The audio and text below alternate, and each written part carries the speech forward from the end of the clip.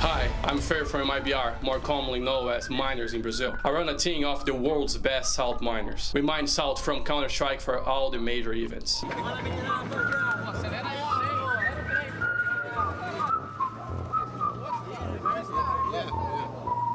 The mornings are always stressful, but there is no better feeling than getting stuff done together. The boss is always angry though.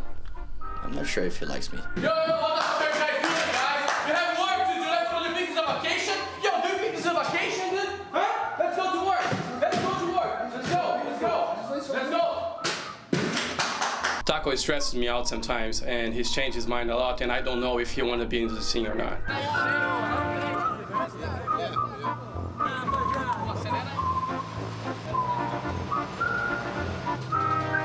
So guys, right there we have some Australian salt, and here we have some liquid salt, and this one we usually mine second. And we're kind of busy here. Cole, stop mining, Cole. Go get some Australian salt. Come to think of it, I don't think he likes anyone. He's such a toxic boss. I want to focus on the work. I haven't been the boss that long. Fallen, he used to be our boss until the accident. The reason we call him Fallen is that one afternoon he fell down in this 20-foot hole. I'll tell you guys a story. I have been working on this mine for 27 years. Job of my life. One day there was an accident. I think some of my friends mentioned that. It was terrible. He broke his back, and since then he can't carry us anymore. After that I was never able to carry my team anymore. So at afternoons I'm here mining, trying to find Australian salt, trying to find some phasey gold. But after the accident, I just can't find shit anymore. All right, guys, listen to me. We got enough salt. Let's find the trophy now.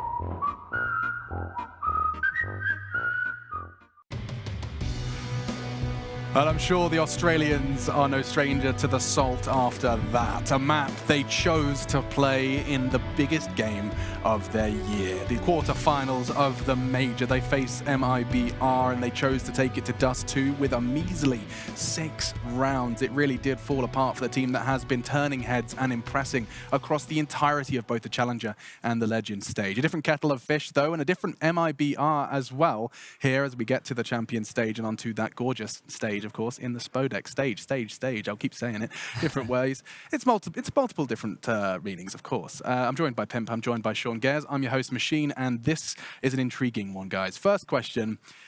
Jacob, you prefaced this whole pre-match by saying, I think MIBR have won in the veto. How much of that were you seeing in the server today? I think we got to see a lot of it. I'm not necessarily sure whatever Renegades made a mistake. I totally believe in their own beliefs that Dust 2 is a great map for them and they want to play that map. The problem for them is they went into the unknown. They went into a territory where MIBR is known to be good on Dust 2. We haven't seen them play, so they couldn't prep at all, which is one of the things that Renegades really have had going for them, the preparation they went into the games with. They couldn't do this against MIBR because they didn't know anything about that Dust 2. So in that regard, I think they played themselves a little bit here. And on the other side of the coin, MIBR just played one hell of a game, and you can't take that away from them. Renegades was by no means a bad team here, but I think MIBR was just much better. Yeah, Sean, I just want to, Yes. this isn't, this isn't hyperbole. This is a different MIBR squad, right? Like, they're playing unlike what we've seen so far in Katowice. Yeah, this MIBR team is way different than the one that fell 16-3 versus Cloud9. You can see they have so much synergy, so many flashes for their teammates. You just saw Fallen throw one right there for someone playing Goose, that grenade. There's just so much You can tell there's a lot of communication when you watch them now, and that's something that lacked in those first matches, in my opinion. And something that lacked North America. Exactly, when they had Styria and when they had Tarek on the lineup, that was the exact MIBR we didn't get to see. They didn't have that synergy. They didn't have that communication going for them. Now they're back speaking their own language, Portuguese, I believe it is, and you can instantly see how much of a difference that makes when MIBR is pressured up against the wall. And Taco had the same thing. Let's not forget, not only did MIBR have their struggles with the North Americans in their roster, it was also, he was in Liquid, he was forced to speak a second language, how that affected his gameplay. It must be a very great feeling to not only have that, but Zeus is back. It is a romantic story in a way. Absolutely, and I think this MIBR team can get much better. In my opinion, Fallen hasn't been playing good CS so far this major, which is so surprising because they've been playing so well after that initial Cloud9 hiccup. I don't know. They're proving they could be major favorites right now. Oh my goodness, Sean, bite your tongue. Yeah. But do go walk over to that telestrator, because you have got a round up on the screen. I do. This is the 14th round MIBR played on their CT side, and there's a lot that goes on here, Alex. So let me try to get this all. Take your time. Okay, so we're going to have Fallen push mid with a smoke there. The man you want to watch the most, though, on here is Fur, who's actually, he's supporting right now Taco to get set up B, and then he's going to rotate back into middle, actually, and help coldzera with a flashbang here. So you're going to see coldzera swing with Fur's flashbang, and that's the first kill of the round. Then Fallen immediately gets that pick lower, and you can see right now Fur on the top of your radar. He's rotating back to B to help out Taco. So Taco's going to take this shot, which, by the way, he has an opportunity to get the third kill of the round here. And he falls back. Fur's there to support him. There's just so much movement across the map that I don't see how Renegades could have stopped around like this. And now, is it safe to assume, Jacob, that that's something that's been pre-planned, like, let's do the aggro round? I mean, that's not just something that's happened over the course of reacting to the team. No, that's something that's been worked on, that's something that's been practiced, but the fact of the matter is that you pointed out as well, Fur and the way he rotates around, this is synergy within the team, this is communication, this is timing. As soon as coldzera gets that kill, he calls middle clear, Fur falls back to B, he helps Taco, and that comes from that communication. Have we seen an MIBR lineup with Stu, 2K, and Tarek on it right now? You wouldn't have seen that synergy transpire into the game. So you can say as much as you want about communication, but it is very important. I'm going to be honest, I've never seen Fur be a support player like that. That was incredible. When I saw that round, I was like, okay, this MIBR team's complete. It's different. It's, this isn't the same. Sure, it's the same 5 players. This is not the same 5 players playing the same kind of CS. Exactly. But now we're all having fun. You guys at home are having fun, enjoying this Counter-Strike. I'm sure, especially if you're an MIBR fan, but one team, one group of 6 that are likely having a very tough talk right now are Renegades, and Frankie managed to grab Coach Kassad for a quick chat between map 1 and 2. Kassad, what happened to the boys on Dust 2? Oh, I feel like there were some misfortunate situations in some rounds. We had a good game plan going on. We started very well. The pistol was kind of going our way, but some miscommunication in that round kind of cost us. And we had them on the ropes of the money, but we kind of didn't play few rounds properly. Like, we didn't practice multiple times so far, so that kind of cost us. They're an experienced team. They punished us for that. So at the end, the round that kind of was most painful was the miscommunication, the round number 17 after the CT pistol. This is where we kind of screwed up a little bit with our communication, and it cost us. They got the money rolling, and they just finished the game. Well, listen, we're on Train next. We haven't seen you play this, I think, since the Challenger stage when you beat Avanga on it. So what's the plan going into this one? Train is the map that we kind of feel really good about, and we were kind of expecting them to pick it, either that or Inferno. So we knew if they picked that, we're going to have the starting CT side, so it's kind of good for us.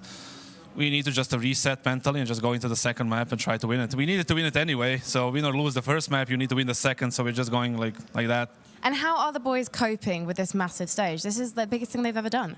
Yeah, it's all kind of new for us. I mean, we played in Sydney and we played in Odense, but it's nothing like this. I mean, it's like one of the biggest stages in esports. It's surely like a new experience, but I don't think it's affecting us at all. We're just playing the game. That's it. Well, whatever you do, Kassad out there, I hope you and the boys enjoy it. So go join them on stage and let's head back to the desk. Thank you so much, Frankie. Yes, that was Kassad, and he's going to be jumping into the next map, Train. We just saw Dust 2 fall flat for the Renegades, and now backs against the wall on a map that MIBR forged somewhat of a dynasty on, an unbeaten streak unlike many. We are going to go ahead and jump into Train next. Train seems simple at a glance. 5 players are tasked with defending 5 narrow choke points spread out across the map. T-Connector, Pop Dog, Ivy, upper and lower ramp are essential for keeping control.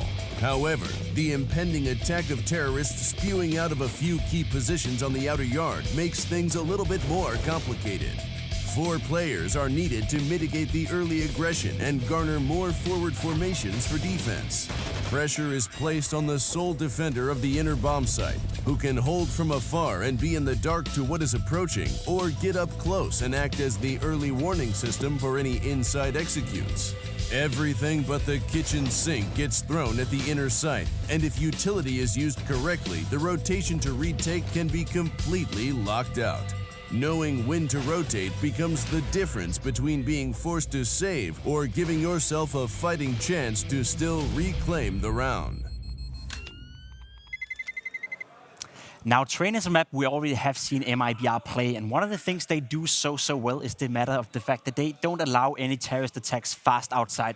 Now, they have Phelps, Fallen, and Fer coming out of CT main, all three together, and they make sure that they throw nades towards this area, which is T main. They throw a flash, they throw a Molotov, and they also throw a nade, which allows nobody to rush outside, and that is one of the things they do so well. So if you're Renegades and you're looking at this demo and you're looking at MIBR, you want to try to exploit Taco on the inside, or you want to try to exploit Cold Zero, who's left alone to themselves because they have so much focus towards this area because they do not want any of the terrorists coming out fast.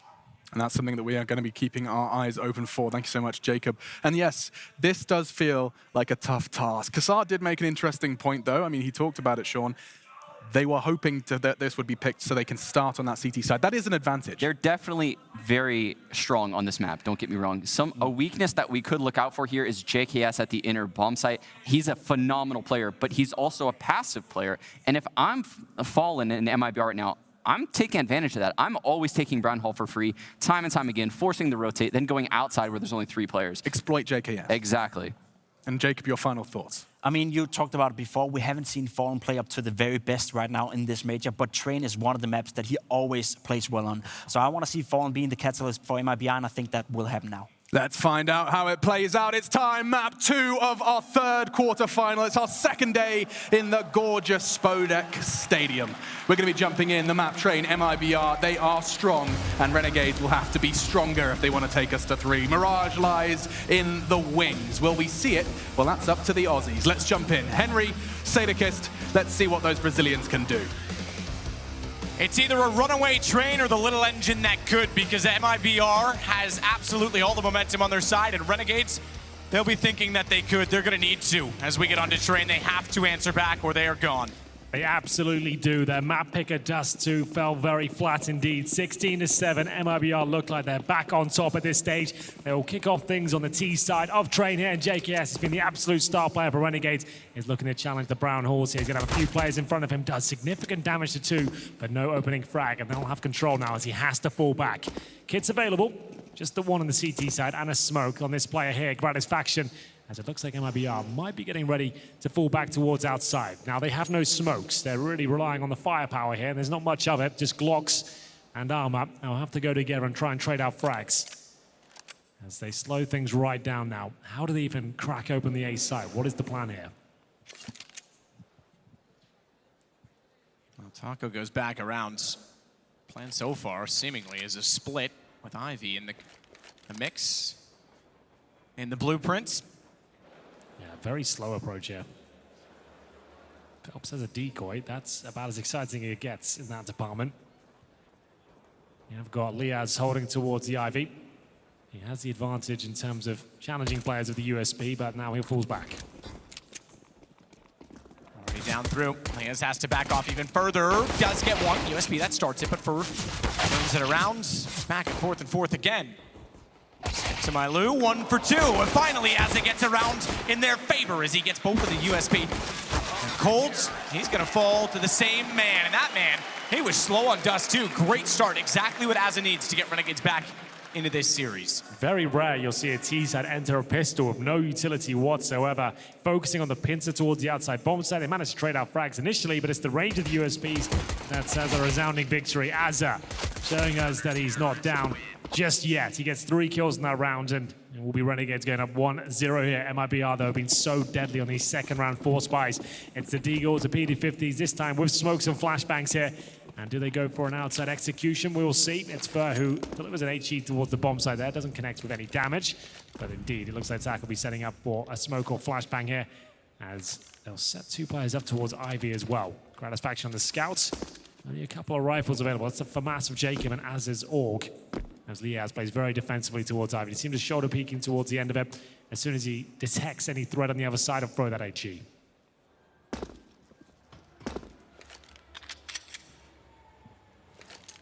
Smoke still in hand, and you're absolutely right. By the time, meanwhile, Cold, he'll try and open up the inner sight. Deagle, distance, knows the off angle well, tries to go back out, tries a 3rd time, 4th, why not? It's not going to happen. Jacob smartly gets off of it. Don't tempt the fate. His trained Eagle is absolutely unbelievable, by the way. I've gotten some unspeakable things from Cold Zero on this particular map, but at least for now, no damage done. Throws a decoy towards inner, and it's the outside play. The smokes are down, the flashbang's coming through. This will be the final play from MIBR as a flashbang looks to be set up. This actually looks like to be a bit of a double fake here because they're going to be dropping the initial utility with some decoys and flashbangs outside to bait out whatever the CTs had. And now this will be the final play. The smokes still in hand. 30 seconds remain, and this is it now. Smokes all over the bomb side there. They trickle down, and it's up to Gratisfaction to do the initial damage. He misses that first shot, and here come the Brazilians straight towards the bomb side. I'm going to come back to those smokes. There's a miscommunication. It's right there. Yeah. Azza, he's found it. There was 2 smokes that landed Z connector. They were lined up differently, but somehow they're not on the same page.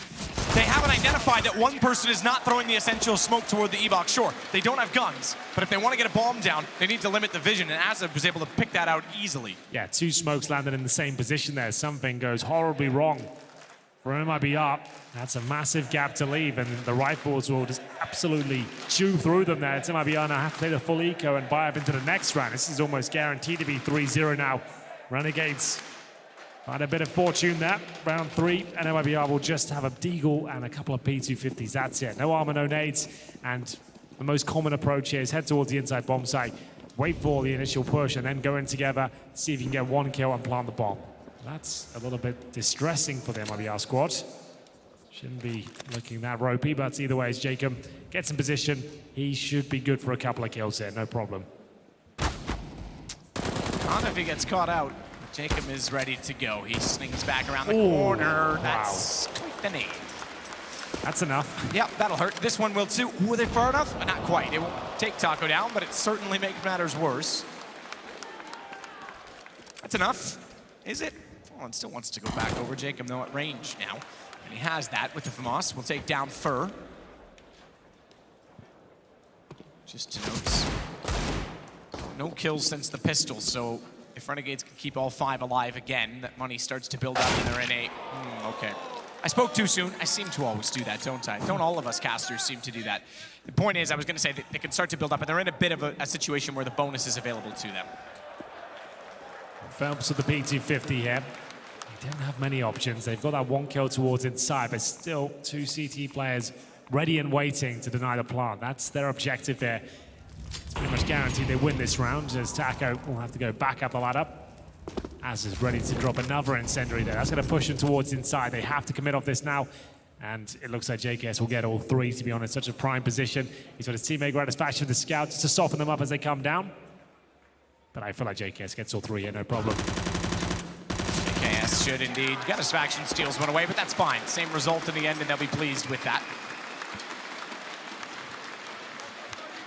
It's, again, a situation, as previously mentioned, where in which a bonus is available. They've got 2 SMGs. Gratisfaction likely gets off the scout.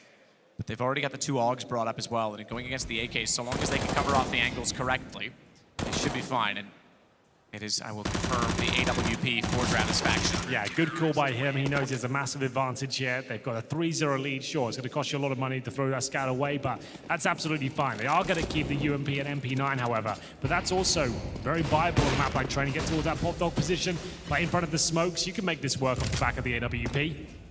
No warp for MIBR, though. They've had a rough start here on train. 3-0 down, 5 AKs for now, but need to start posting some rounds.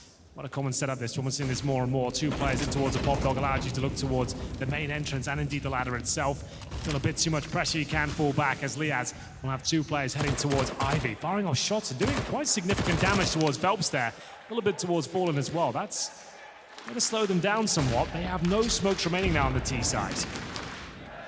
His backs away. Nade already in through Ivy. Faction has his attention turned the same direction, so crossfire potential. Grat looks away. MP9 seemingly struggling so far in this series. Manages to get away, though. That's a smart play. Brings the op up close. Don't know if that's what you would have intended, because now the op goes down. That's the one gun you would like to carry over. Despite the bonus situation, they've invested a little bit more into it with that. I'll buy him one from someone else if they don't pull it back, but Leas does get Fur. MP9, I mentioned it. It just couldn't do enough when they walked in from Ivy cold. Ooh, he's encroaching. Yeah, he's in a great spot here, Matt. He's the only player of 100 HP. And a godlike aim as well, it seems. Fantastic work from him. They stayed very patient there. They had no smokes. They're waiting for CTs to give them opportunities there. Cold Zero of 100 HP. He knew he had to close that one out, and he absolutely does. 3 players survive as the money starts to drain from the Renegades' bank accounts. But here's Fallen patching out the AWP towards the end of Ivy. And then they managed to work as a fragging unit there, making sure every trade was going in their favor. Lovely work from Cold. And we get into round number 5 here. 2 Deagles on the CT side. Liaz and Jacob will just go down to pistols here. The Gratisfaction, he can win the round single-handedly with an AWP. It's that sort of map. The orbs are so powerful on the CT side of Train. He'll have to step up, though. No orb on the T side. Maybe I did not recover it from the previous round. As they do have control of Pop Dog room now, it's Jacob who has to watch main entrance. He does, and he will. He's got a Deagle already out. He follows it up. Style, that's one way for it, but effective as well, more importantly, because they have the man advantage. As Fur, he tries to crawl around, to climb the ladder, and find anyone who dare be willing to give themselves up. Throw the AK back in a little further, keep it out of harm's way, out of enemy hands, more importantly. Now, the brilliant thing about that is, they only know there's a Deagle up there. They don't know Gratisfaction's brought up the AWP, so they might be a little bit more cavalier with their approach on the T side, trying to make these challenges happen, knowing that only pistols are there. But there is a rifle for JKS, and indeed Azza, and Gratisfaction yet to fire a bullet with the AWP. So this is looking very good for Renegades right now, as they hold the advantage in the 4-on-3. Fur's getting closer and closer, though. Gratisfaction, there it is, you're exactly right. He had no idea. He thought he was safe to work up, and immediately the AWP popped out. Easy lane to fire into. And it is going back the way of Renegades so far, but Taco does at least get Azza. Down to 3 remaining. Molotov certainly pushes, 2 HP. Leia's just barely alive. 2 HP's enough, though. He gets Taco. It's a problem now because Fallen's on 31. He knows the op's way down toward Ivy, and it doesn't need to peek at this point. Let him commit to the site. Nade, he's on 11. That's going to hurt even more, and Gratisfaction knows that he's there. He's got the lineup. Does he? Not quite. But he will now. Fallen still making this work. 8 seconds, though. Desperate desires and unadmirable plans. He's got to try and find it inside of the site, and you're right. It was too desperate at that point with 8 seconds left as Renegades find their 4th and, importantly, reset MIBR.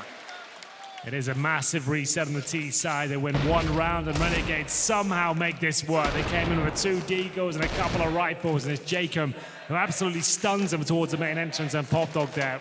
Great footwork around the E-box there. Somehow didn't take much damage at all as well. And it's going to be the force buy in response here. MIBR are known to be a stubborn team. They like to make these force buys work. They're bringing a couple of Mac-10s, a Deagle, and Taco, who's got the only rifle available. But luckily for him, it is the AK-47. As they head towards inside, are they straight up rushing this? I think they might be. It's JKS. He might be a little bit late on the incendiary, but not with the bullets. He gets the first. Can he find a second? They have snuck their way towards the bomb site here as things start to calm down. But here come those Mac-10s. Bomb's down. He absolutely goes down, and you're right, the bomb is no. Azza. That's not who you were looking for. That makes matters worse. It's welcomed surely on the MIBR side, but bomb, again, it's still so far forward. It was a huge mistake to take it up that far. Oh no, this could be huge. Phelps wants to swing in behind. Unfortunately, I think time reveals, yeah, exactly, that he was probably missing. It's for a reason. Look back towards the connector, had to be the call, and while I'm that far forward, it would make perfect sense. So the round is done at this point in time. 5-1 though. Great start for Renegades, already achieving way more success than on Dust 2, and doing it on the map that was picked by MIBR. Yeah, MIBR keep force buying now. They're not getting any plants. In terms of loss bonus, it's not really there for them. They're going to have second stage after this, so another eco is on the cards. They were hoping to at least get a plant out of this, but a bit of chaos towards that lower ramp and landing in the incendiary. They couldn't get the plant down. I'm not sure if Fur realized he had the bomb, but Jacob managed to find it just there. This is the team kill. Luckily for the Renegades, it doesn't come back to haunt them too much. Sure, it's not ideal, but it's still 5-1 in their favor. They know they've broken the money down because that was a force buy. If you detect helmets on the T side, even if they have pistols, just that spark come out of their helmet when he shoots it, you know they spent $1,000 there. You can track their money. You know they've been reset. They can only have a maximum of about $2,000. So if they've got Deagles and armor up, they're going to be full eco now, which is exactly what's happening with the PD-50s and Glocks. No armor, no nades. A really rough start here for MIBR. But they are on the T side here, Matt. It is considered a CT-sided affair, but you'd expect MIBR to at least post it a few rounds by now. But still very early days as they look to try and get a plant down here. Looking a little bit out of their depth right now. Renegades consider this to be a strong map for them. Cassatt said that, and they break between the first map and this one. And so far, so good. This will allow them to have a lot of money going forward. They're probably going to keep all 5 players alive, maybe lose a couple at the very most. Taco just checking again down below at the bottom of the ladder. Fantastic start for Renegades, but the money, as you say, is still within reason. So we'll see if they can at least make this costly. More importantly, get the bomb in position. Alright, smoke, deep, Fallen. It's not really gonna do much. First off, there's a gap. Second off, Fur and Phelps are already in a great position. You might as well use the utility where you can, AWP. Expecting them to jump across. He's got to be careful not to get caught with a flash out. Azza, he'll call it back, but they were there. Gratisfaction gets back in position as a result, and position enough, it seems, as the AWP will do just enough to keep them occupied, allow Azza to slip out in the end in 6-1. All 5 players survived. Gratisfaction starting to get warmed up now. We didn't see enough from him on Dust 2, but he's certainly causing some damage here in the first half, and no AWP again for MIBR. Their finances have been an absolute nightmare here. 4 AKs and Fallen has to go for the Galil. I'd assume we'll see more of a set-piece mentality now, considering the AWP is shutting them down. Renegades, though, seem to be aggressive. They're playing in front of smokes. I'll be interested to see what MIBR will bring to the table now. It's round number 8, 6-1, in favor of Renegades on their CT side. At default, by the looks of things, nothing too spectacular, at least from the get-go here in round number 8. Let's see Azza really feeling it now, recovering from his quiet performance in Dust 2, and Jacob in towards that main entrance, getting tons of information, denying access for the T's. They focus towards Ivy here, but Gratisfaction, even though he's flashed, nails the incendiary and will slow them down. Decent effort, very aggressive effort on the outside side from Renegades so far. All facets covered off with utility. JKS. Solo B at this point. Azza might try and go for the flank. He's yet to do it. 3-2 split, by the way. Fallen slowly leading back, but Phelps, he could push through and try and lurk. Yes, he's still considering it, but Jacob already rotating over certainly strengthens the fact that B is, by the way, where the bomb is going, but more covered for the CT side. Flash from Cole, potentially. He's just waiting to make sure the ramp's covered off as well, make sure no one's going to sneak up. Can flash his teammates around. Fallen. I think that's what they're waiting for. They have no smokes again here, Matt. 35 seconds remaining. I think they're going to go out the upper ramp, flash over, and just hope the AWP's not there. The problem going up a ramp right now is you're going to be so desperate to get away from Jacob. You fall right in front of JKS, and Jacob, even without vision, he's got one. This is it. JKS has bomb. They never would have expected him to be on the same side, stacked up left, and it works out perfectly. Bomb down, Fallen, trying to get forward. He'll be spotted, does manage to pull one back. His teammate's so far removed, though. He's all the way in T-spawn, and Fallen dies here. Round's done. Phelps not even worth going for this, to be honest. Defuse coming in, he won't even arrive in time. Yeah, What's going on here? He's going to run it. There's no way. Gratisfaction's already got the op. Just keep the AK. You're right, absolutely at that point. Defuse done 7-1. This is very odd from IBR. Yes, their money's been a nightmare, but they're not leaving themselves any resources at all when they finally commit. 0 smokes and a couple of flashes. They're going towards inside, and the setup from Renegades are fantastic. Really reading them quite well here. And JKS not missing many shots at all. You can see most seem to focus on a double AWP setup on the CT side of Train. Renegades has certainly ran that before. In 2018, they're doing it a lot with JKS holding inside with the AWP. But he's finding so much success with the rifle, allows him to retake the outside bomb site with clutch potential, which is his bread and butter. Why would you want him on the AWP? Keep him on that rifle, keep him fragging. And Cold Zera looking to join him there as he jumps out the main entrance. And again, it's a very sloppy approach now. They run through the flames and they'll lose the bomb quickly. It's Jacob and Azza, no problem at all. Find the first 2 kills. Cold only gets 1, falling off the train. He's caught in the air, and Jacob, he follows it. He'll follow it further, and JKS and actually beats him to the punch. 8-1. This is remarkable. We just finished bigging up MIBR's Train. It turns out the little engine that could is going up this hill fast. 8-1 CT side. And again, you mentioned it, the money is the factor. Bombs aren't going down enough. We haven't had an AWP for Fallen once yet. We're going into round number 10. That's ridiculous on this map. Yeah, on Train, and they keep force buying. They're making mistakes on their force buys with those smokes we saw. They need to take the time out. This is their first one. I'm surprised they didn't take one after that nightmare round in number 2. I feel like that should have come in before. Now the force buys keep happening. They're not really looking that efficient. And Jacob, you can see there's no flashes position. There's no smokes down. He's just helping himself to frag after frag, and he's playing very well indeed. Spectacular, absolutely. Kassad with the lovely shoulder bumps. Oh, he loves that. He's a very passionate man. Loves it when his team plays well. He makes sure they receive the love at the same time. It's round 10 and no force buy at this juncture. We are currently at maximum loss bonus, but it's not enough to persuade them to buy here. They'll go for the partial with the Deagle's armor and a scout. Is this the round they can start to look a little bit more dangerous? We'll see Fallen with their first shot. That's why you want him on the AWP. He's so good at the snipers. He finds the first of the scout. That's Liaz removed. He's the only gun, though, and that gun is that they would have put down and potentially picked up is at the other end of Ivy, so they won't be able to get toward that for holding the close angle once. Potentially falling to bait one in toward him.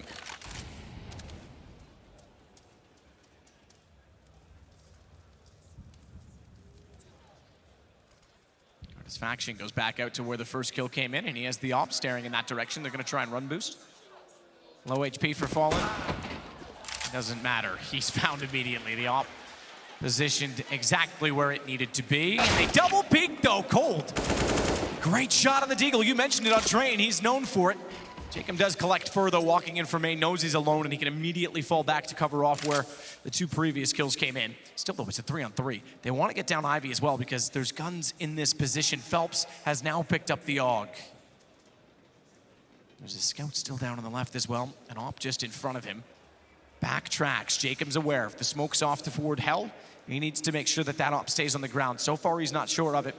He'll check, and check again, and now he sees it, he'll hold the angle. If he didn't see it, he may have elected to fall off of it, thinking that they already grabbed it and got away, but instead, he sneaks in and he makes the play. It's Phelps that's standing with his back turned, never knowing he would arrive so late. Now it's only pistols over toward B, and JKS, he's been fashioned in this position the entire round. Cold will have to be quite impressive. I think tried to mask the fact that he dropped a little late to hit the shot, but still he gets a second.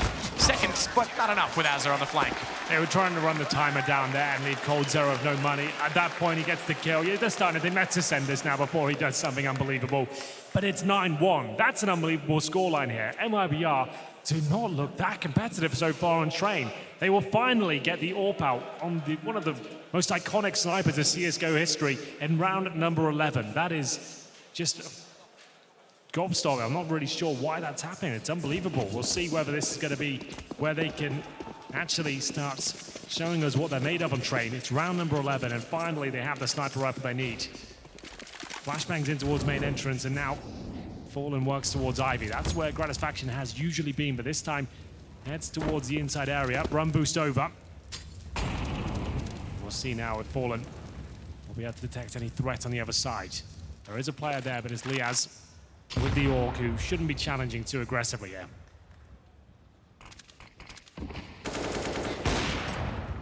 Tries to get back through the smoke.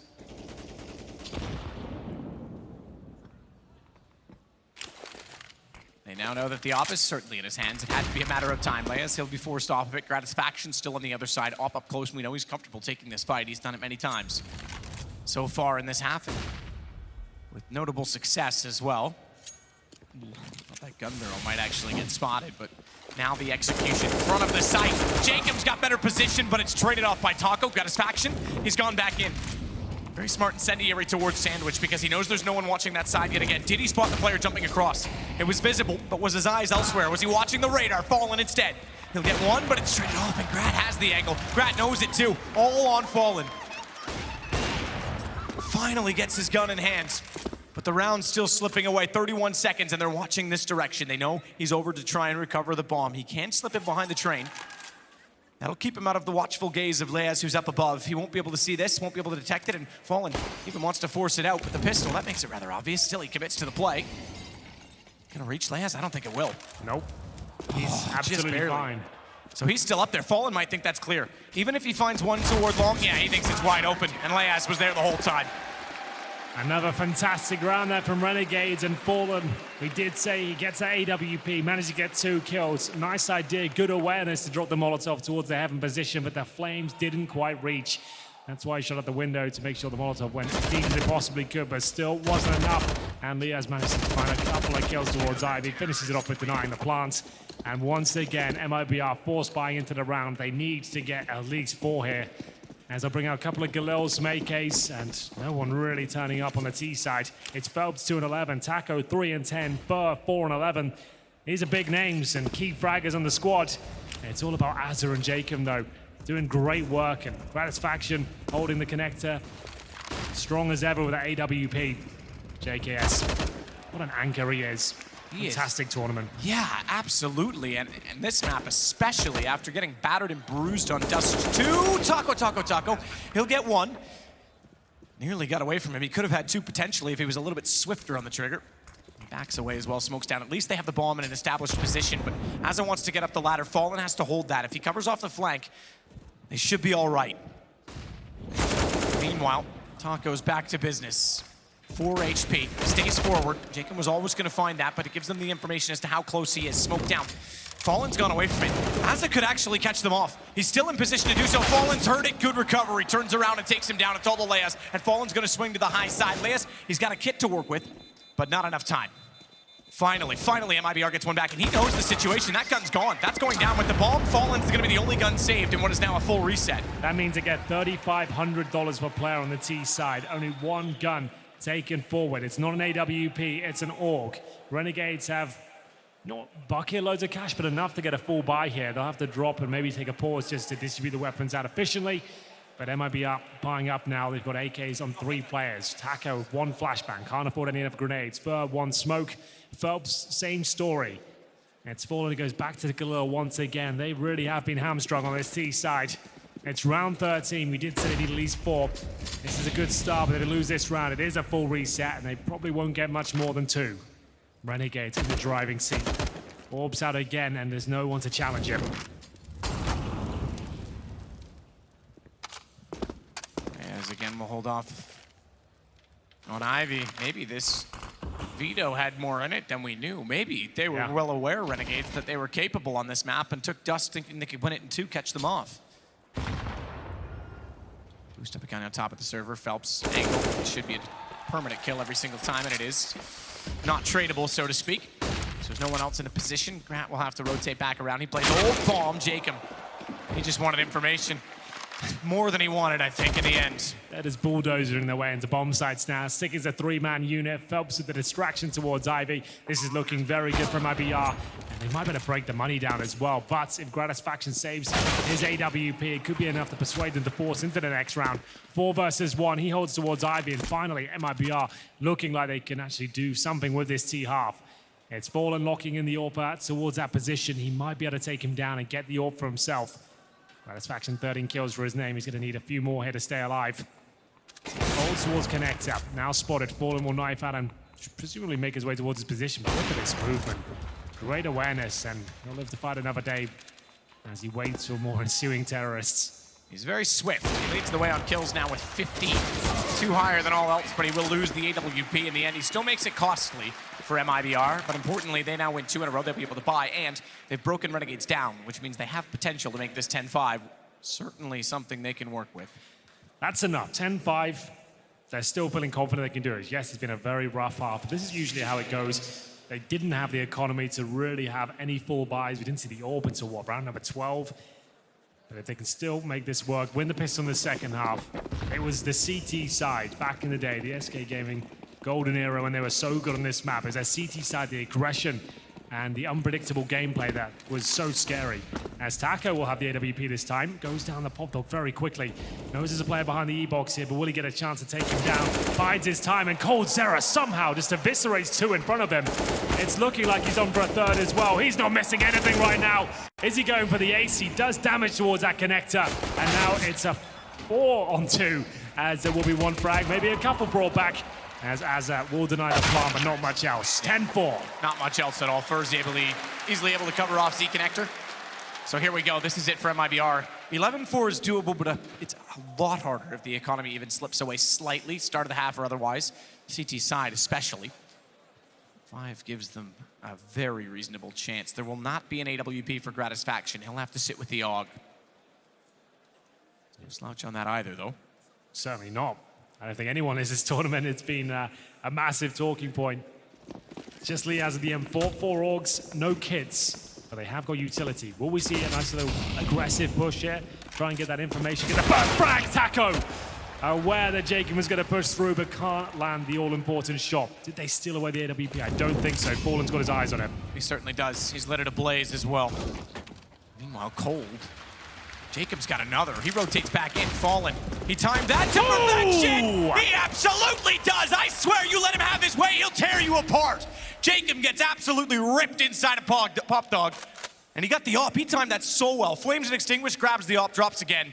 done. There's not many players that can use the AWP like Fallen. Close range is where he does his most impressive work. That shot is no different, and now this is winnable for them. They still have a smoke, a Molotov, but Fallen wants another frag before they commit. He's heading towards inside by himself. AWP in hand, but there's so many angles to check. Will he be aware as to where JKS resides? He will now. 16 HP, has to fall back.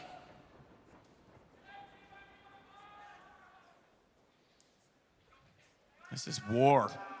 Fallen's gonna hold it off. Low HP, 16, but he has the AWP. Grat's gonna rotate back around as well, and he spots one toward E-Box. That gives Leaz the information. Perfect bait, as he was up above, not peeking, and he knew full well that he had the similar angle, but a higher side of it, and he had to fight. Smoke goes down, Fallen wants back in. Phelps can't do anything about it. Fallen's gotta do it all. Spectacular kill at the start, comes shy in the end. 11 for Renegades at the half. We said they needed 4. They have at least got that, but that was a difficult half for MIBR. They couldn't get their finances rolling. They couldn't continue any momentum, but it's an impressive start from Renegades after the huge deficit they received on Dust 2. They're fighting back here on Train. Will they close it out early or will we go the full distance? You're gonna have to find out after this break.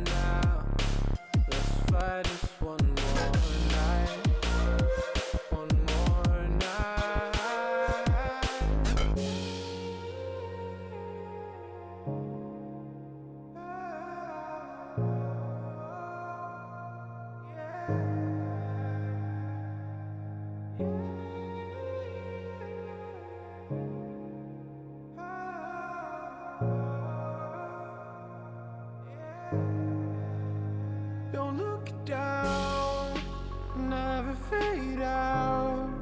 And I just wanna be someone and never fall behind again. Just keep on moving on. Never look down, never fade out. Never fade out.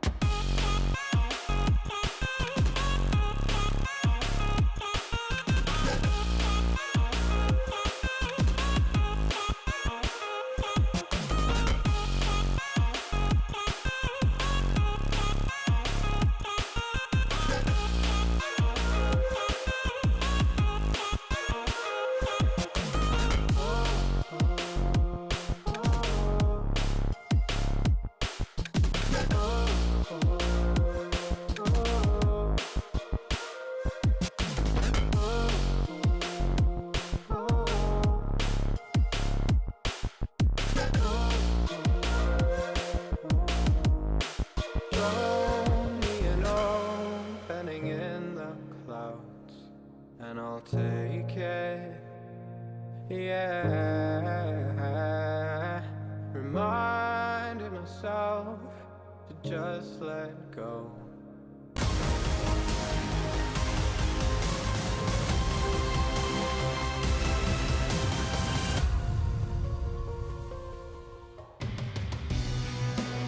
$11-4 Renegades in the lead. It's a lead, but is it going to last? MIBR go over to the CT side. We know they're capable of some very dirty things on Train. Do they have it in them, though? Can they pull it back? Can they get a pistol to get the money to do so? Something tells me, yes, they do. They picked this map for a reason. They had a really up and down seaside, mostly down, to be honest, but towards the end, it started to get it together.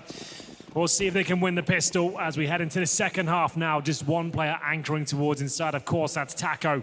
5 players above Popdog right now. They have got smokes and flashbangs here, and they will head towards inner. Attack will be backed up by Fur, hold towards the connector right now. Most common approach at this point would be smoke down lower ramp, flash over, go for the plant, and try and push towards the connector and shut down the rotations. That's what I can see so far. The fact they've got 5 players inside the brown halls, I think that's exactly what's going to happen, but we'll see. There's the smoke, actually goes towards the connector instead of down lower ramp. Still more of the same though, and Fur will be looking to challenge as he steps up, hits the first headshot, no problem at all. Can he find more? Oh my god, yes he can. It's going to be 3 kills for MIBR and just 1 player remaining. The 3rd kill for Fur. Phelps takes down JKS. It's exactly the start they wanted. No bomb plant either, so they won't have to worry about too much from Renegades forcing into this next round. Hopefully as well, that means they can build their economy. Again, you mentioned it, Fallen didn't have the op very much on the T side. They want to try and get it on his hands as much as possible this half. They know the significance of that pistol victory now. I don't think Renegades are forced by in the second round. They're looking at the bigger picture. They don't need to steal rounds away. They just need to play their game, bring out the AKs and make sure they're dropping their strategies, and we know they can play this map. So full eco here, probably another inside play. We talked about this in the first half. Taco this time with, I assume, an MP9. Yes, he's got one of those.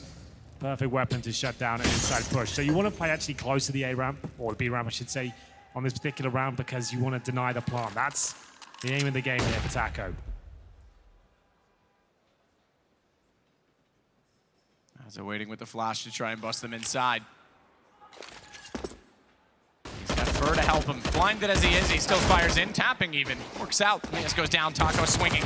He'll find out Jacob before even the flank could arrive from Phelps, and trust me, it was. He was on the ramp already. It's now 11-6. Now this begs the question, Matt. They've got 3 MP9s. Yes. They want to upgrade one of them, or I have casted a lot of MIBR games in my time. When they have these sort of setups, they like to push inside ramp. They like to challenge the main entrance or potentially Ivy. I would suggest those 3 MP9s go for a little gambit towards the lower ramp, something like that. You can't really play a static default CT setup with 3 MP9s. Someone has to get an AK, start applying pressure to the Renegades so they can't run a full default. You can't essentially let the Ts fully execute and run their default here. We'll see what happens. Doesn't seem to be initial push, but coldzera is going down towards Ivy, and a couple of players are getting ready at main entrance. This is what they're going to try and do with these MP9s now. Flash goes in, and they're looking for headshots, but no one there to receive them. It's not a bad shout to go in toward A main as well. Oh, what? How did he quick switch that fast? It was Fallen that saved them. Oh, it was over top of him. I thought it was the up-close player. I thought it was Phelps. Phelps gets the AK for it, Fallen. That's stunning from on top of the train. Now Phelps has the AK. That's exactly what they wanted to do there. Get control of one part of the map, upgrade an MP9. And you said Ivy or Halls, nothing wrong with either of those positions. Easy to use utility to get yourself into. But by going A main, sure, a bit more difficult. There's more angles when you walk through that garage door. But you're in the middle of the map as well. You can actually rotate off of it. You can take the information. They get a gun, they get a kill. That's the best possible scenario. They had to make that work as well. This is looking very good. Not only did they have the man advantage, Phelps, a very strong rifler, now has an AK-47, but he does get caught out slightly. Drops the smoke and buys himself a little bit of time. They're coming out the main entrance right now. He's got a shooting gallery in front of him as they trade blows outside. Sningy's back in. That sandwich. Smoke down, wants to look under it. Gratisfaction holds behind. Flash out. He gave the position up because JKS was next in and wanted to hold it as well. They will eventually pursue and run him down. That opens up the option of going back up the ladder. Gratisfaction's eyes glanced that way momentarily. It was a possibility, but they'll flash back in. All 3 are still here. 2 MP9s, the AUG for Fur. He's the one that really has to control the situation, and he's so far removed. 17 seconds, though. They swing. It's too late now. They could have potentially done damage with the MP9s. Information will do for Fur, though, if he gets closer. If he gets brought in with these MP9s doing battle and no one suspects his arrival, he'll punish them. Taco making noise on the train, just jumping around for exactly that reason. And here comes Fur, finds one. He'll look back out toward A main as well, but he's punished. JKS gets it back, and unfortunately now the round looks to fall apart as Gratisfaction can just control the bomb. Not only that, he's got JKS working back in. They play the time, and they'll play the round to 12. Well held by Renegades. They lose that first pick. It goes down to a 5-on-4, but they stay calm, they stay patient. They wait for the opportunity to fully execute towards outside. Good use of flashbangs and trading the frags towards that bomb site. It comes down to coldzera, who had to try and challenge in the 2 versus 1. Only had the MP9 though. And we get into round number 19. There still is a buy for the Brazilians here. They go for 5 orgs. Once again, struggling to bring out that early AWP. Renegades do answer back. It's now 2-1 in the second half. But if they can win this round, they have a chance to close this out early. That's a big if.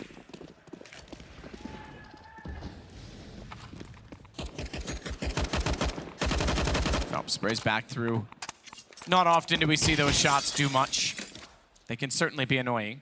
Yeah, normally against the eco players, we'll see a kill or two. Oh, that's not bad. Nice grenade. Softens them up. Taco falls off of it, Molotov down. He'll pop flash himself back in. Took a bit of damage from the flames, but it was very well timed. Only manages one, however. Cold will do more. Swings back around bomb, he knows it's down, slows the aim, and slows the round. It's 12-7 and a reset Renegades. So Taco only gets one, but that flashbang causes so much disruption there. They've got 3 players blind, there's flames down as well, multiple CTs ready to engage as soon as they commit, and it's a very clean one from MIBR. That was must win in my book. If they lost that, they were going to be fully reset. It would have been 13-7, they had eco against them. And indeed, ladies and gentlemen, a bit quiet today. Let's make some noise. This is a quarterfinal after all. Renegades now feeling the pressure. They're the ones without the cash, and MIBR creeping back into this game. Glocks are out for now as they discuss their options. Kassad, very intelligent Counter-Strike mind. We'll see what he can come up with. I don't think they'll invest much yet. They are going to get $1,900 on top of what they have right now into the next round. So that's enough to actually get a decent buy together, considering they're all hovering around just over 2K right now. There will be compromises. They might want to take the force buy and take a couple of ecos after that, or go for the victory now. It looks like they'll take the full eco though as we get into round number 20. Nothing purchased. There's a deagle from Jacob and a flashbang. As we said though, normally towards inside in these sort of rounds, just to try and sneak in a plan. I'll leave the bomb behind intentionally. So sneaking in a plant won't be the name of the game thus far. It'll be try and find a pick, maybe get a gun. As already backing off toward T-spawn though, I presume he'll pick that up and eventually they will fall into line.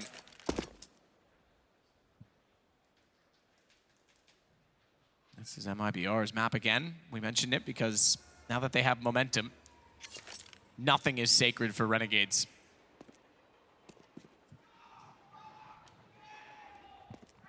Just 5 to go and they're back into it. They'll be knotted up. Deuces. It's Jacob. Hoping for the best. Couple of shots down Ivy. Here we go though with down to 57 seconds. He'll go gather back around. Actually gonna go toward A main. Still no one's going for the bomb. I would have thought by now, okay, Asa will. They're just trying to bleed out a utility here. Just try and make this expensive in one regard for the CTs. They can bleed out all the incendiaries, the smokes, which has actually been very successful so far. They might not find many kills, but at least they'll affect the bank accounts in that regard. So here they go, towards outside. This has been an agonizing round in terms of the length of it. It won't yield many results, but it all counts. The fact they actually took so many grenades from them, maybe get a plant as well. This could be actually pretty promising. It doesn't go down, but a valiant attempt there. They get no kills, but man, that's actually not too bad. A couple of smokes lost. And now they have to decide in round number 21. If they want to buy up here, they've got 3 players underneath that 4K mark. I think another partial buy should be coming forward here. It's Phelps looks confident. Yeah, I think you have to. It's still going to be a 3-round spread. If you don't do that, you yourself have to consider that the enemy is closer than you are to your goal. In other words, they'll be 3 rounds behind and you still have 4 rounds to go. Think long-term still. Yeah.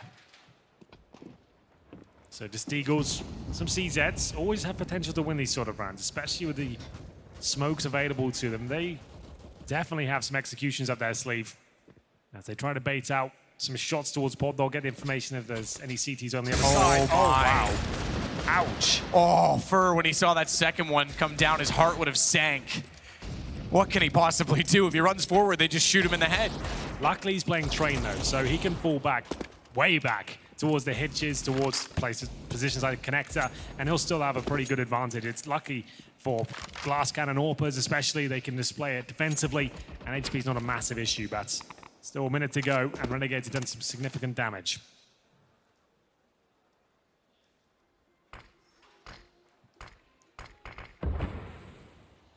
Gather again. This time there is a bit more utility held, so the last smoke, take it back, the second last smoke, there's one for Fur. Taco just threw his. The last one they have left is on Fur, and he currently is on B. This will be A execution and hoping for the plant. Phelps again, Trying to get toward the ladder. He'll go back up into control room now. Fallen calls certainly that he spotted multiple inside of A main. Did they spot Jacob go back though? They're so distracted. Good thing Cold considers it, looks around, spots bomb as well, knows now they just has to hold off Sandwich, so falls further off the angle toward the green train, and that gives Fallen the shot. Speaking of shots, JKS, 1 HP. Nearly got one against Phelps, but for the second round in a row, MIBR keep all 5 alive. MIBR doing it. They're creeping back into this game. Nothing is safe against them on the CT side. They're currently up 5-1 now. You can see the pressure starting to mount on the Renegades side. It's never over. Even a convincing score, even a 13-2, still wouldn't have been enough to convince me that MIBR were going to go down without a fight here. They're sticking on the 5 orgs. They've got enough to bring out the AWP, but I guess they're looking at the bigger picture. This is working for now. We're winning all these rounds, but there is a change coming forward. Gratisfaction does have the AWP now. So will we see another fast approach from MIBR? Fights towards inside, perhaps. There's going to be Taco by himself, bravely gets a grenade in there, and indeed, they are hunting for some kills here. They know the money's back in favor for Renegades as they push forward. I think Az has got a couple here potentially. I don't believe it. How has Fur made that kill work? Fallen gonna get boosted. Rather boost instead. Cold's gonna go up. They're gonna, oh, Gratisfaction. I was gonna say they're gonna get a second. It didn't look like he was ready at all. It didn't look like he was up for battle. Stays alive on 28 HP. Jacob's already gotten inside of the ladder room. This starts to look very good. Despite that they lost the early kill, it still looks good because they've got Ivy, and they can press the issue from either side of the outer site. Alm still waits back toward the dumpster. They'll gather that now, surely. But that's a nice retake, and I say retake because it is. The CTs have to get back in toward Pop Dog. Nade goes back down. They presume what we've seen. That exactly what they wanted is what they achieved. They get a player inside. JKS and Jacob start to rotate off. Remember though, Fur is back over on this B site with Taco. It's no longer the solo hold. The bomb's all the way back at T-spawn for now. This should be somewhat sort of a fake. Wow, I thought it was looking toward Ivy. He's just setting up for smoke, so you're right. This could be the fake.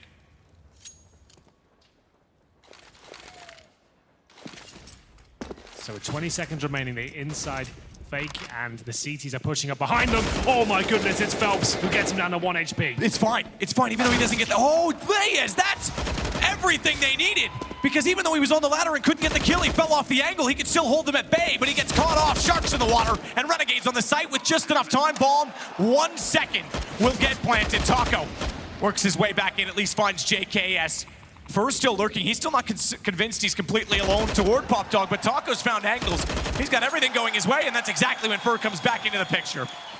MIBR barely flinch as they fend off the fake towards inside. They rotate towards the outside bomb site there. Like you said, Renegades have 1 second on the plant.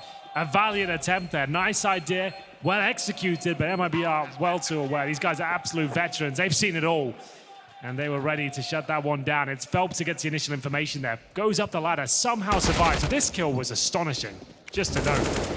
It was Phelps that gives the call. It is a fake, and Taco holds strong towards that connector. Picks him off 1 by 1. This is a really nice play from him. Stays calm, doesn't overcommit to the spray, and manages to close out the round. Bomb planted. Lost bonus racking up again. It's only a 4th stage here, so another partial buy as MIBR claw back round by round. First time we'll see a fallen orb, by the way. Yeah, they haven't really needed it yet. They Not definitely, on the CT side. Exactly. They definitely would love to have it in his hands, but because they've been so effective and so efficient, they've just been keeping guns up. Yeah, well, every time he has the opportunity to buy, he's like, well, they're eco now. I probably shouldn't. Should I just get the rifle again? It's working, so fair play. Yeah, exactly. But now he'll bring it to play.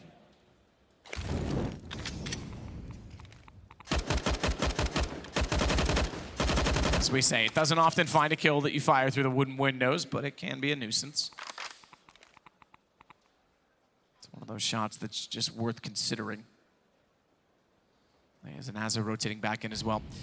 To join with the rest of the team, fast plant needs to be the goal this time. It is going to be a full 5-round loss bonus. It's only on 4 this time, but a bomb plant on top of that, and they'll be set pretty for whatever they'd like. 5 ops if they wanted. Not that you would. For Taco. Starting to become a bit of a 1-2 punch. We saw JKS was so effective holding this solo in the first half.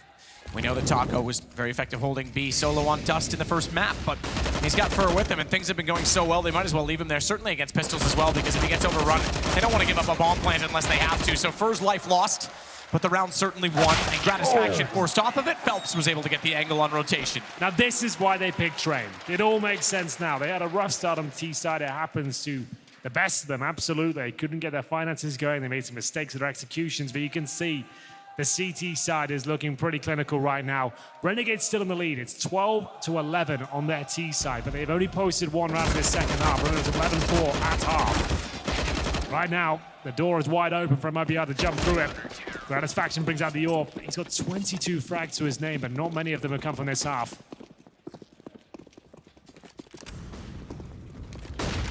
Fallen already getting aggressive.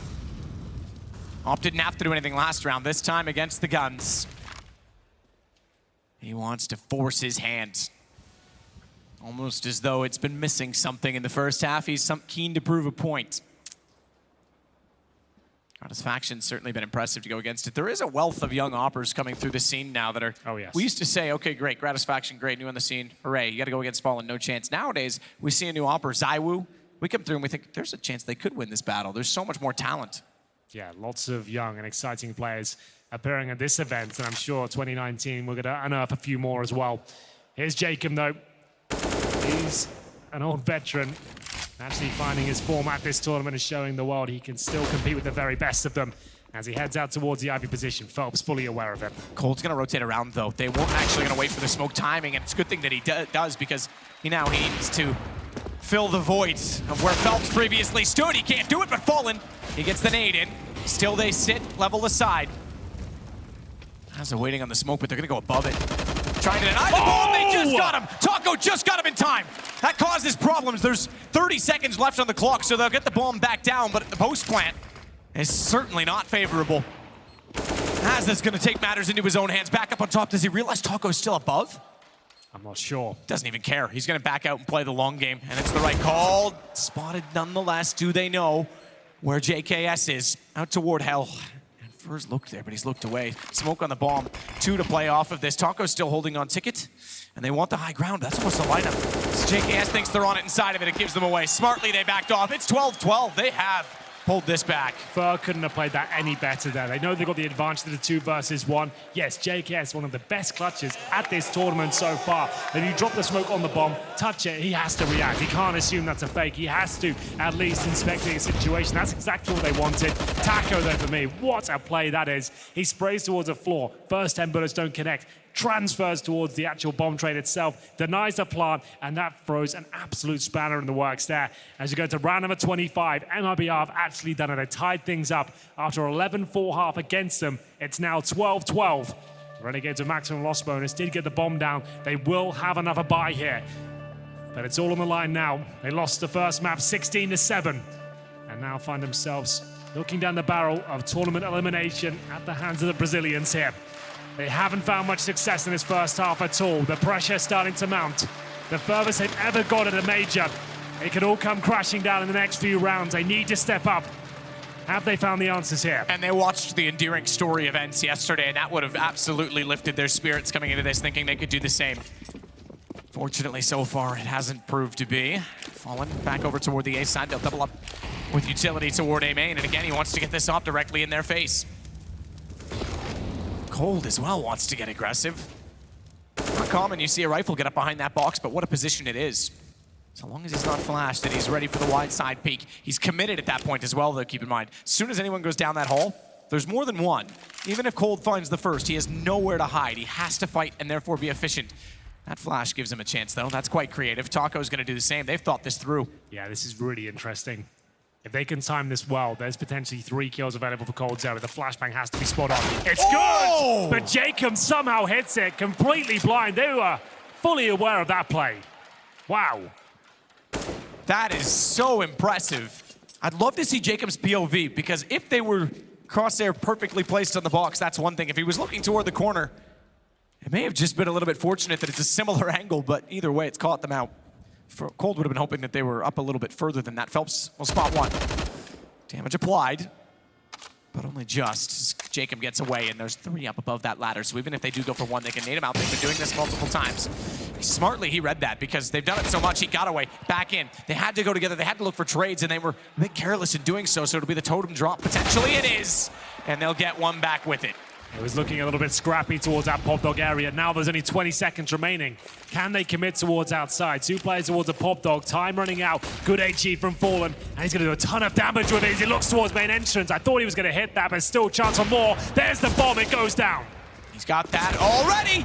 Nearly got the one up on top of Blue Train as well, but he's got problems now because they're on all sides of him. He still hit Azza, but there was 2 going the other way, and with 2 seconds, though, they can't plant it. Fur lives out, and that wins the round alone. It's the lead for MIBR. Fallen is showing us why he's considered one of the all-time greats of the AWP. He misses a couple, but he hits the one that really counts there. The bomb goes down, time runs out, and it's JKS and Liaz are going with no money into that next round. Unbelievable. It's 13-12 MIBR, and somehow he makes that work. Here's the replay of Jacob. He gets flashed, and it wasn't even aiming at him. It was like a stray bullet while moving. That's pretty remarkable. But there you go. Sometimes it's luck that can help you out, as they have to take a partial buy here. MIBR just pulling out all the stops when it matters.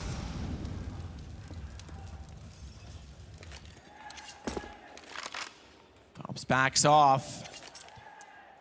I give up Ivy this time, single smoke down, but it's, again, Taco and Fur aligned at B, and it is heading that direction, fastest plant possible. Single smoke, jump out from ramp, potentially get it in position before anyone can do anything about it, even with utility or elsewise. Taco still holds with that AWP. It's certainly heading his direction. To take the aim. Perfect shot from Taco. Shoulder bait. It's going to scare them off as well. They can't just flood out the upper ramp now, knowing there's an AWP there. They've got a couple of flashbangs, 1 smoke. They are going for it. There's the smoke and the incendiary behind it. That's genius. And it segregates all of them. They're taking so much damage here. Into the meat grinder they go. It's Taco waiting on the other side. They will get a plant out of this, but the looks of things, they need that. It's a 4 versus 2. Maybe there's a chance they can win this. Just enough of that single kill on Fur was all they needed to get that bomb down. Gratisfaction. It's Fallen. Looks for a little bit more. No chance he was going to win the round at that point anyway. And MIBR find 14, but the bomb going down is a little bit of salvation for Renegades because it's more money in their pockets and they desperately need that now. But what's the answer? They have not had one at all. They've had, what, 3rd round, that's it. And that was a bonus round for MIBR. The full gun rounds, they haven't won a single one yet. 14-12. Double AWP set up now, of course. Taco, great job towards inside. So good. He's not the flashiest AWPer. He doesn't do the craziest clutches with it, but he hits the shots that really count.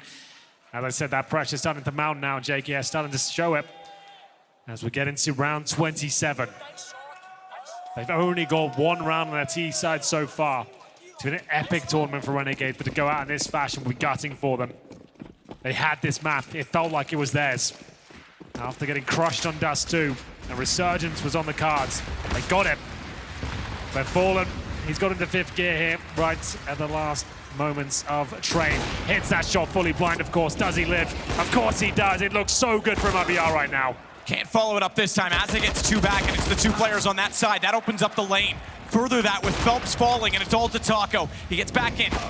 He's followed it as well. Azza's gone. Gratisfaction's the one with the ball, but he's got to do it all with an AWP, and that's not going to happen. MIBR find map and series point. A faster approach from the T side there. Renegades can't break down the defense, though. The double AWPs finding all the kills, and then Gratisfaction in the 2 versus 1. No information, so many angles to look at. The bomb was down. He had to go for it. Taco has really come to life here. He was known as a support player throughout his tenure within this roster. He's anything but right now. He's looking like he's leading the charge, as he actually top frags with 23 and 15. Great stuff from him. As they find series point now. Timeout for Renegades. They need 3 in a row on the T side of Train just to stay alive in the tournament. That will get us to overtime. Surely this can't be done, but they are the kings of the comeback. We've seen it many times from them before. Well, this is a game that got away from them. The king of the comeback this time, MIBR. Remember, they were 11-4 down. It's 12-15. Double up again. Taco. Pretty solid on his great return to MIBR for him. In fact, tied for the lead with Fur on 23. Fallen just behind at 22. That's your 2 oppers. And it's not like they've had it a lot, so they've been finding success on all facets. Aggressive again. Cold. He goes out toward Ivy. Flash not there yet, but did throw a nade just to see if they were up close.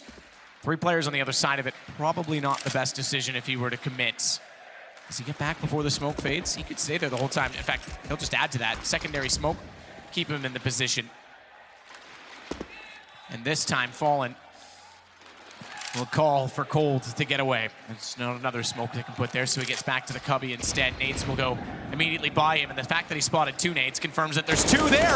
And I almost feel sorry for what Cold's gonna do, because they had no idea he was in the corner. He steps back out, and he absolutely takes the round away. And likely the series, Cold on 4.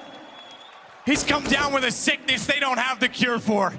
And he's looking for the ace just to shut it out. They're even gonna let him. They're all standing there saying, go for it, buddy. Either way, this is done. Renegades will bow out now. Legends, but no further.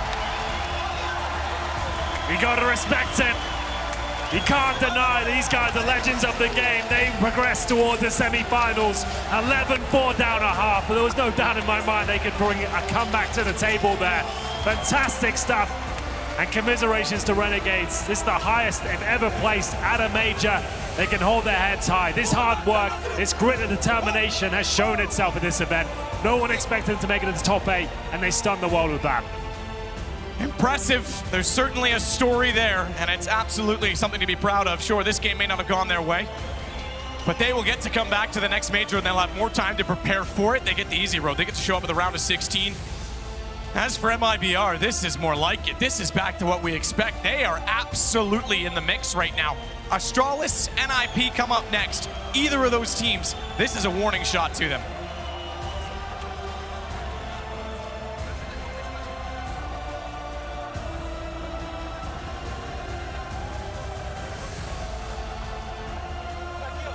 Absolutely a team to be feared. Sean Gares, coming into our second map, said these are contenders, and they've proven it.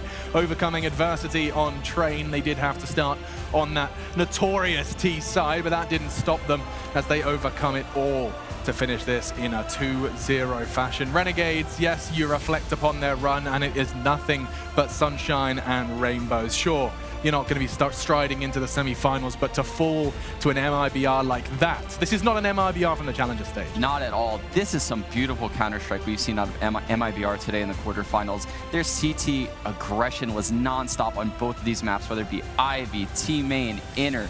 We saw them try so many different things throughout this series, and this is a team that can make a run. It's a clear sign that the synergy that we talked about leading into this game has definitely been established by MIBR once again. They were playing with Stu, they were playing with Tarek, sorry.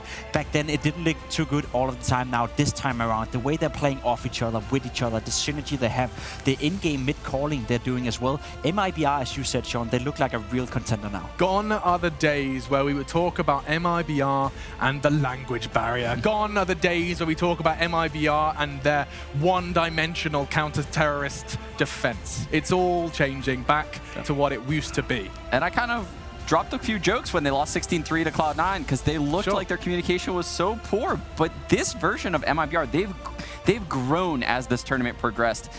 And honestly, if I'm NIP or Astralis, I'm scared. Oh, absolutely. Of course, I'm scared for the game I'm about to play if I'm NIP or Astralis, but also for what lies in front at the semi-final. MIBR picking themselves up another battle in the Spodek. We have a winner's interview standing by on the stage.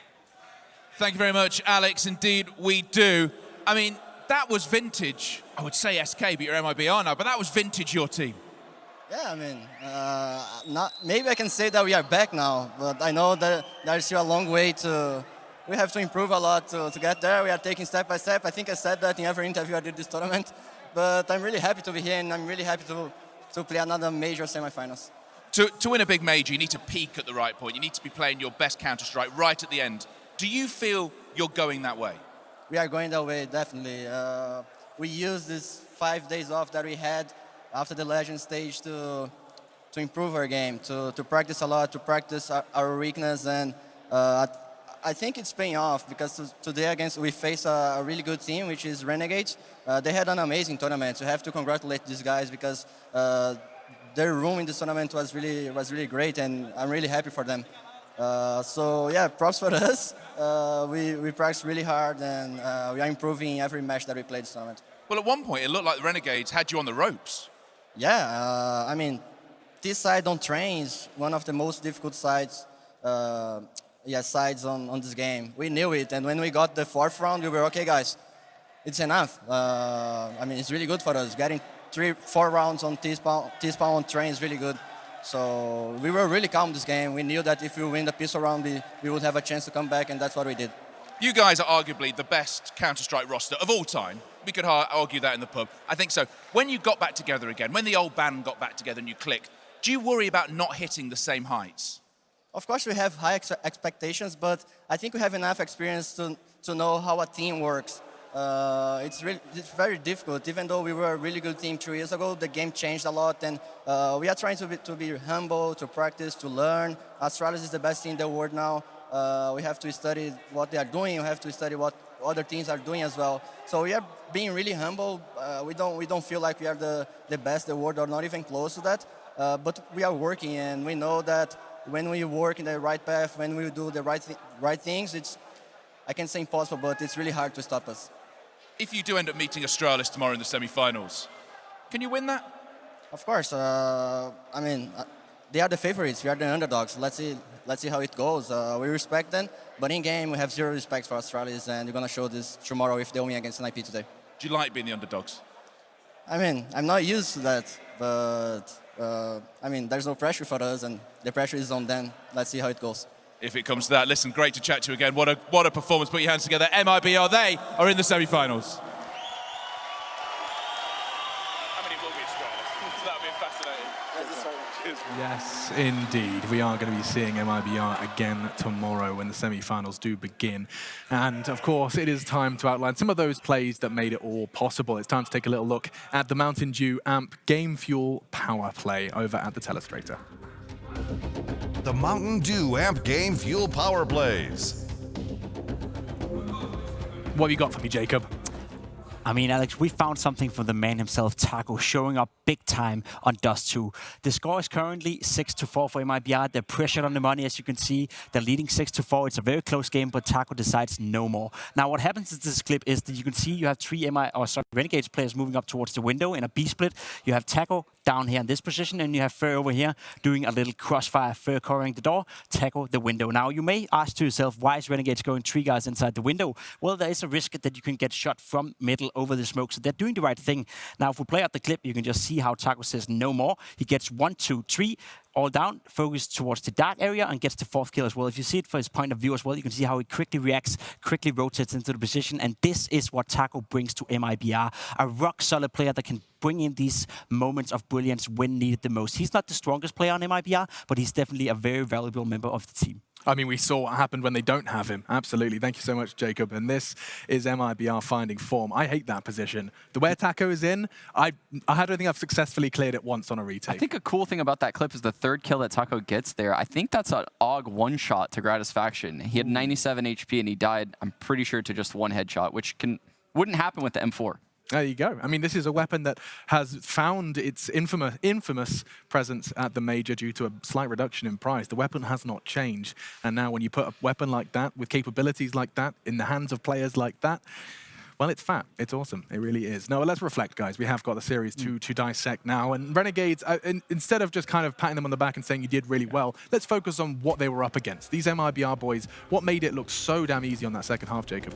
I think they just faced a better team today. I don't think Renegades played a bad game by any means. I don't think Renegades played worse than they did in the first stage of the Major, to be completely honest. I just think they faced another level today in MIBR. The constant aggression coming out from them, they weren't able to deal with it. You saw JKim, you saw JKS, the 2 star players of the team showing up in moments, but they weren't able to consistently do it against the likes of Fur, Cold Zero, and Fallen, and that is a big task to ask for as well. Yeah, I think what Renegades really lacked in this tournament was, a fast pace on their T side. We mentioned in the pregame that when they're down 4 versus 5, they have the lowest win percentage. Yeah. And that's because they have these slow rounds. And we saw MIBR get these picks time and time again throughout this series.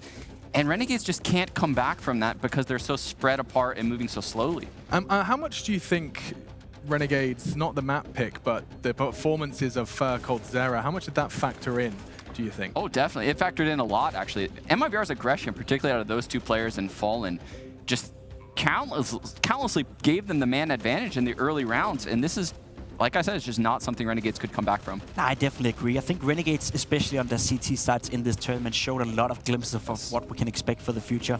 Very strong fundamentals, very good setups. They're playing off each other. But when it comes to the T side, and when they have to be the aggressive part, when they're in the 4 versus 5, when they have to open up the rounds, they're simply not good enough. I think they're ending this tournament being the worst rated team in terms of winning those 4 versus 5 situations in entirety, and also one of the worst teams at getting opening kills in the entire game. So there's definitely some aggression they need to learn. But that's just another aspect you can add to this Renegades lineup, because they're looking dangerous. Especially when given time to prepare. An interesting point that you guys have already raised, I think after Dust 2, but I think it's worth bringing here to the reflection of Renegade's departure at the Major, is that this is a team that prepare heavily, and they could not prepare for a team like MIBR. Yeah, exactly, which was why it was such a weird thing that they picked us too, right? Obviously, they're very confident in their own game, and they should be. You saw so much innovation, and again, on their pistol rounds throughout this series, so much innovation, so many things that other teams aren't even thinking about on their pistol rounds. But yeah, Dust 2, it just seemed like they weren't ready for that aggression, and maybe if they had demos to prepare for, they would have been. And what I'm not ready for is to hear from the other side of the server. Renegades have been kind enough to offer us a little bit of a perspective as they sat down or stood up with Frankie after their loss. JKS, I want to talk about your experience at the Major, because you guys have had an epic historical run here in Katowice. What's been your favorite thing? Well, I mean, that was pretty awesome, walking out on stage, in front of the crowd, even though despite the loss. The entrance was really good. Like, the atmosphere of the crowd, it's unbelievable. Like, we've never played on a big stage like that before, or one as big as that. So, yeah, it was really incredible. And what have you learned about yourself and the team? Because surely, you've reached epic new heights, so maybe you've had some epiphanies. I mean, I don't know about, other than, the fact that we knew we could always be, pretty good, but I think in the past couple of weeks we've grown so much in terms of the team. So I guess what I've learned is we have a really high potential. As long as we just keep working the way that we've been working, I think we can do even better next time. And I mean, I don't know, the thing that I've learned the most about the team is probably just that we're all so skillful and everyone's on the same page right now. So Justin, we actually haven't seen the best from Renegades yet. There's more to come. I hope so. Yeah. Well, I can't wait for that. I'm so pleased for you guys. I know, yeah, the boys is going to be trending on Twitter as we speak. I'm sure of it. Thank you so much, and give my best to the team. Let's head back to the desk. There is so much to be happy for Renegades. Their run is the best the region has ever done. It was, if you rewind the years, it wasn't that long ago that Vox Eminor were bringing inflatable kangaroos on stage and having a go. The region has developed in such a way that now he just said that they finally acknowledged we are good individuals. Yeah, exactly. I mean, their CT halves speak for themselves. They were up 10-1 on this train game on their CT half. Their individual skill is not something to be overlooked. I think they showed that throughout this event. And I think the team play Renegades comes in with, that's what makes them really strong, because when you look at the individual players, no, pound for pound, they're not better than MIBR, but as a team today, they're playing just as good as MIBR. So can they elevate a little bit in terms of individual skill and learn to be more aggressive on that T side and transfer some of that CT team play over to the T side of the Counter-Strike game? Then I think Renegades is a team that we have to look out for coming into the next Major and the next Major again. Not many teams have taken maps off Astralis. They managed to do it at this Major, so that definitely is going to be a feather for their cap. They can be super proud, right? As you said, it's the first time a team from this region have come this far, and I think all the players have played a part in that. It's not like a one-star carry performance from JKS or JKIM for that matter. It was a team of Renegades coming together and making sure that it could go this far, and that is something they can be insanely proud of. Yeah, obviously, we knew JKS was going to show up. We knew JKIM would put up numbers, but I think Azza really impressed everyone this event. His in-game leading and just his fragging potential was phenomenal. Absolutely. I mean, all round, it wasn't the best quarterfinal from Azza. I mean, especially if you look at that first map. But, big picture. Yeah. If we're playing charades, I think that's it for big picture. Yeah. Anyway, the big picture does continue at the Major because we've got another spectacular game of Counter-Strike coming up. If that wasn't enough to whet your appetite, MIBR need an opponent in that semi-final, and we work it out with Astralis versus the Ninjas in Pajamas. A lot of people saying that if any team could do it, NIP, they may struggle versus teams they don't not well versed in, but this is Astralis we're talking about, and the Ninjas are starting to hit their stride. Find out how it plays out when we get back after the break.